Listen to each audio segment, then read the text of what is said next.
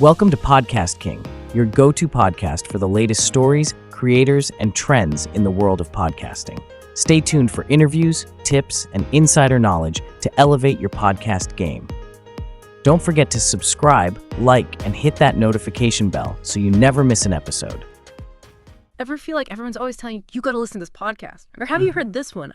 It's like, how did podcasts get so big? Well, today we're taking a deep dive into how one podcast in particular changed the game. Marc Maron's WTF. Marc Maron. Yeah, his story is a trip, right? Totally. So we're going to unpack how his raw, honest conversations really shaped the entire podcasting world. Like, get ready for some serious aha moments. What's wild is how Maron tapped into this need for authenticity way before the podcasting boom, even. It's like back then people were still figuring out what podcasts even were. Exactly. But he just went for it. Yeah. Raw, unfiltered. Yeah. Recorded in his garage. And it blew up. So true. It's almost like you're just eavesdropping on a therapy session. Except the friends are huge names. Robin Williams, Barack Obama. We're talking heavy hitters. Yeah, and that's key, right? It wasn't fancy studios. Just him, a mic, and his garage. But that created this intimacy that people craved. Totally. Okay, so to get why WTF is such a big deal, we got to rewind back to Maron's roots. So he starts as a stand-up comedian, right? Right. And, well, things weren't always easy for him. Definitely not a walk in the park. He launches WTF in 2009. 2009. While dealing with some serious personal and professional challenges. Yeah, he was kind of at a low point, you know. And he's recording this podcast from his garage. His garage, can you imagine? And it takes off. And that garage, man, that became like this iconic part of the show. It really did. Like, it wasn't about perfect sound or anything. It was raw, unfiltered. It was just real. Yeah, and people connected with that. Like, finally, something different than the super polished stuff you usually hear. Exactly. It was his breath of fresh air. And I think Maron's own struggles, his willingness to be open about them, that played a huge part in the podcast's identity. Totally. He wasn't afraid to be vulnerable, to talk about his anxieties, failures, you name it. And people really responded to that vulnerability. They did, because it made him relatable. And because he was so open himself, it allowed him to connect with his guests on a deeper level. Absolutely. They felt safe opening up to him. Like they weren't just being interviewed, you know? Right. It was like a real conversation. Two people just being real with each other. And that's huge because then you get these incredible guests. Incredible is an understatement. I mean, Robin Williams, Barack Obama, Keith Richards. The list is insane. Seriously. And that's when things really shifted for podcasting. Exactly, because these are huge EE names. A-listers. And suddenly, they're sitting down having these intimate conversations in Maron's garage. It was huge for podcasting. Yeah. Like, Maron legitimized it as this powerful medium. Totally. It showed that podcasts weren't just some niche thing. They could attract the biggest names, spark serious conversations. It was a game changer. Absolutely. And it wasn't just about who he was interviewing. Right. It was about the conversations themselves, you know? Totally. Like, how did he get people to open up like that? It's amazing. Seriously, he just had this knack for making people feel comfortable. He did. It's like he created this safe space where it was okay to be vulnerable. He wasn't afraid to dive deep into these personal topics. Nope. He wasn't afraid of the tough stuff. And that's what made those conversations so compelling. And he never made it feel exploitative either. Right. It always felt genuine. He was genuinely curious about people. And that comes through in every episode. It really does. You can tell he cares about hearing what people have to say. And that's not something you find everywhere, especially with big-time interviewers. So true. So he's got this genuine curiosity, and he's not afraid to go deep. Exactly. But he also manages to balance that with this humor. Totally. It's like this delicate dance. Yeah. But he makes it look easy. It's a hard balance to strike, for sure. For sure. But he nails it. And you know what's a great example of that balance he strikes? The Obama interview from 2015. Oh, yeah. I mean, come on, the president. In his garage. Exactly. Went to Maron's garage to record a podcast. Seriously, that's huge. That is a huge deal for podcasting. It really was. I mean, it showed how much the medium had changed.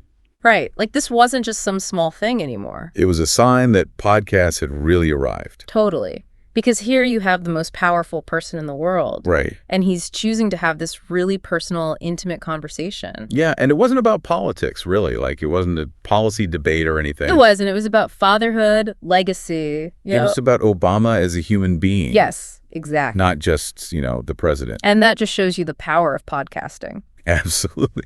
Because you can't get that kind of intimacy anywhere else, really. No, you can't. And speaking of intimate conversations, we have to talk about the Robin Williams episode. Oh, man. Yeah, that one's tough to listen to. It is, knowing what we know now. It's heartbreaking, really. It is, but it's also a testament to Maron's ability to create this space for real, genuine connection.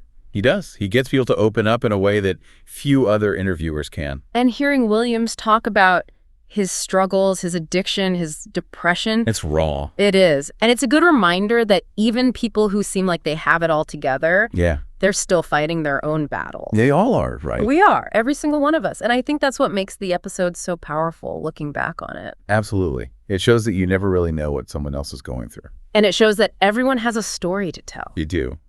And sometimes the most important stories are the hardest ones to share. Yeah, the ones that make us feel vulnerable, exposed. But those are often the stories that resonate the most, too. They do, because they remind us that we're not alone.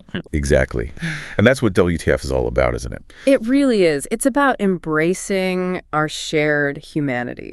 Flaws and all. Exactly. And I think that's why it's had such a profound impact on podcasting and beyond.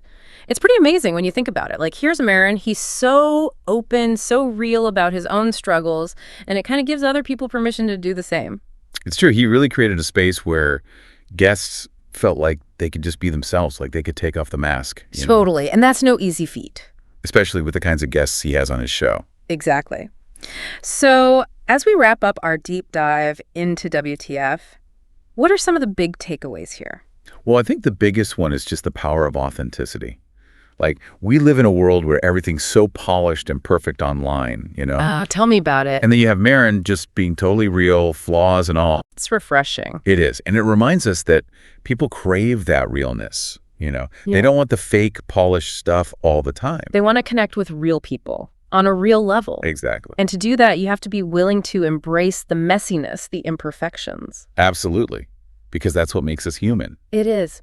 And Maron's success with WTF proves that people respond to that. 100%. He really changed the game for podcasting. He did. Because before WTF, podcasting was seen as this niche thing, Yeah, I was like, oh, you have a podcast. That's cute. Right, exactly. But Maron showed that podcasts could be so much more than that. He showed they could be just as powerful, if not more so, than traditional media. He showed they could attract big names, tackle serious topics. And create really meaningful connections with listeners. Yes.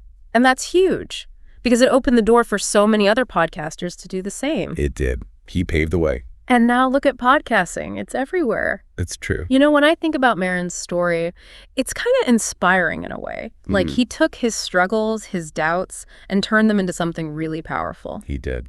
And he built a community in the process.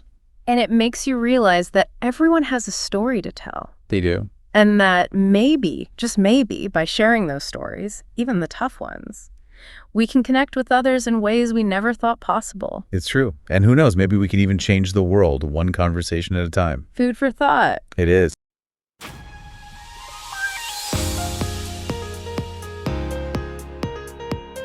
Thanks for watching. Don't forget to subscribe to our channel and hit the bell to get notified of our latest episodes. See you next time on Podcast King.